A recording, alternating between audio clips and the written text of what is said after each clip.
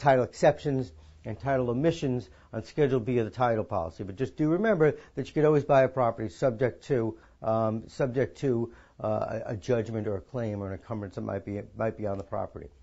So now let's getting back to it. We talked about mortgages. We talked about the slip and fall. I'll give you another category of encumbrances that show up on property that some people may not be aware of or not really think about. So for those of you who live in and around New York City and think that maybe New York City is a bureaucratic mess and doesn't have their act together, I'm here to tell you that at least in one respect, they're more on the ball than you think. You get a parking ticket in New York City now. It is expensive. It's about $100. If you get a parking ticket in New York City, and what happens? You get a parking ticket, $100. Oh my God, I can't believe I got this ticket. I'm going to pay this thing tomorrow. I'm not going to run up any more charges on it. And you stick it in your desk drawer and you totally forget about it. About a month later, you get a notice from New York City that $100 ticket is now $140, with interest and penalties. I better pay this thing. You forget about it. About a month later, you get another notice. Now it's up to $180. And then guess what? They forget all about you.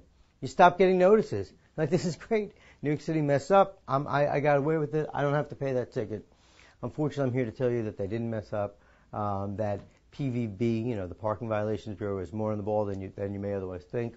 And they dock it. They have records of all of these tickets. And those tickets are liens and encumbrances on real property. And what will happen is when it comes time to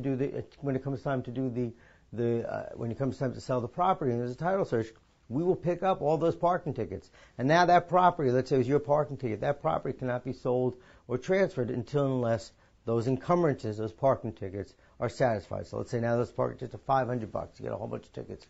I'm not buying your property and paying off your $500 in tickets. You've got to pay them off.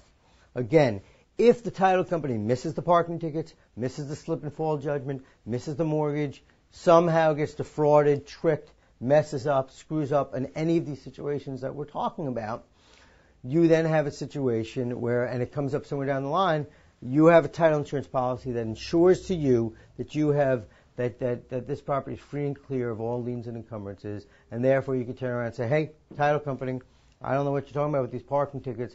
We bought this policy from you, and you told us that there were no liens and encumbrances on the property. That's your problem. You take care of the parking tickets. You take care of the mortgage. You take care of the slip and fall. And if you say that and you turn around and point the finger at us, you'll be 100% correct, and that's exactly why you bought the title insurance policy, to shift the burden of the risk from you to us. Now, how do these things come about? I will tell a quick story. It's probably the only time that the title insurance that I know of it was sort of sexy and in the news. I tell the story, and I say up front that involved real people. The story, as you can hear, is a little bit tragic, a little bit of a crazy story, but nonetheless, it was all well documented. There's even a movie about it, so I don't feel so uncomfortable telling the story. I also think it's just so perfectly it explains how these things come about that I think it's worthwhile telling. So how do these things happen? I mean, how is it that this thing could really happen? So going back to around 2003, 2004, I think is the time frame, somewhere around then.